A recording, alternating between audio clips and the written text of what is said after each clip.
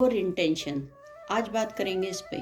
हर कोई चाहता है कि दूसरे की इंटेंशन बहुत प्योर हो, लेकिन क्या हमने कभी खुद से एनालाइज किया कि हमारी इंटेंशंस कैसी, कब और क्या होती हैं? क्या ये स्थिति परिस्थिति के अनुसार बदल रही हैं या ये फिक्स्ड हैं? आइए इसको फिर से समझेंगे एक और छोटी सी स्टोरी से। एक बार की बात है, एक चिड़िया का बच्चा बहुत छोटा था, अभी नया नया उसने उड़ना ही सीखा था। वो आ करके एक डाल पे बैठा, लेकिन अब वो थोड़ी दूर निकल आया था, ये सोचते हुए, इस कॉन्फिडेंस के साथ कि मैं उड़ सकता हूँ लाइक अपने पेरेंट्स की तरह। लेकिन वो तो अभी बच्चा था, उसको समझ नहीं थी। वो जिस डाल पे बैठा वहाँ से उसका घर बड़ी दूर था। अब उसे समझ नहीं आ रहा था, उसके अंदर बिल्कुल ताकत नहीं बची थी कि वो वापस अपने घर कैसे जाए। तब तक वहाँ पे उड़ता हुआ एक कौवा आया। उसने बोला, क्या बात है? वो पहले तो छोटा बच्चा बड़ा डर गया, फिर उसे लगा कि मैं इससे मदद मांगता हूँ, शायद ये मुझे मेरे घर तक पहुँचा दे। उसने उस कौवे को बताया कि ऐसी ऐसी बात है, मैं बहुत थक चुका हूँ, मुझे भूख भी लग रही है, खाना भी नहीं मिला है और मैं अपने घर जाना चाहता हूँ, क्या आप मुझे पहुँचा देंगे? लेकिन कौवे के मन में तो नीयत डोल चुकी थी, उसे तो अपना खाना नज़र आ रहा था। लेकिन तब तक दूर बैठे टहनी पे चील ने देखा कि कौवा उस बच्चे से बात कर रहा है, तो वो चील भी आकर के उसी डाली पे बैठी और उसने उस बच्चे से पूछा, क्या हुआ? उसने फिर वैसे ही बताया, मैं थक चुका हूँ, मैंने अभी उड़ना सीखा, मैं आ चुका हूँ, बहुत भूख लग रही है। कौवा जहाँ पे उसकी मदद करने की बात कर रहा था, चील ने उसे उल्टा सीधा बोलना शुरू किया। क्या ज़रूरत थी बिना माँ बाप को आने की, इतनी दूर उड़ने की, फलाना ढिमाका, इस तरह की जो भी वर्ड्स उसके दिलो दिमाग में आ रहे थे। उस बच्चे को बड़ी गुस्सा आ रही थी कि मैं मदद मांग रहा हूँ, ये मेरी मदद करने के बजाय मुझे खरी खोटी सुना रहा है।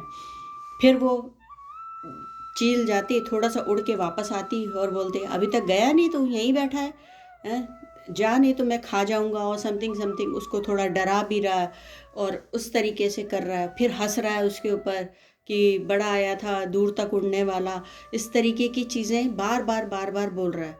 लेकिन उस कौवे को वो मौका नहीं दे रहा था कि वो उसका कुछ भी नुकसान पहुंचा पाए। हालांकि उस बच्चे को कौवे पे बड़ा विश्वास हो रहा था, बहुत ज़्यादा उसके नीयत पे उसको बिलीव हो रहा था कि ये मुझे पहुंचा देगा। और वो बोलता, कौवा माँ अंकल मुझे पहुंचा दो वहाँ पर। वो बोलता, हाँ हाँ बेटा, क्योंकि वो समझ गया था कि अगर मैंने ऐसा कुछ भी किया तो चील मुझे ज़िंदा नहीं छोड़ेगी। तो वो भी डर के मारे वहीं बैठा। थोड़ी देर बाद चील वापस आती, उस छोटे बच्चे को तीन चार बात सुनाती और फिर आसपास चक्कर लगा रही होती थी। ऐसा करते हुए थोड़ी देर हो गई।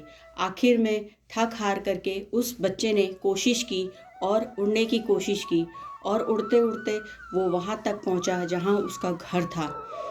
फिर चील जब देख लिया कि उस बच्चे ने अपने घर तक पहुंच गया है, तो उसको बोला, बस तुझे इतनी सी ही हिम्मत करने की ज़रूरत थी, तुझे यही कुछ यहाँ तक जाना था, और तुझे यहाँ पे किसी और पे भरोसे से पहले खुद पे हिम्मत करनी है, खुद पे भरोसा करना है।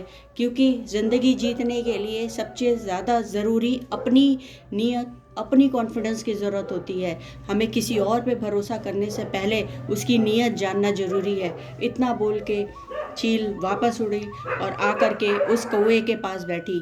और जब वो बैठी तो कौवे ने अपना रूप बदल चुका था और वो बोलने लगा कि जब तेरे को उसका साथ ही देना था, इस तरीके से करना था, तो 1 मिनट में उठा करके वहाँ उसे पहुँचा देता।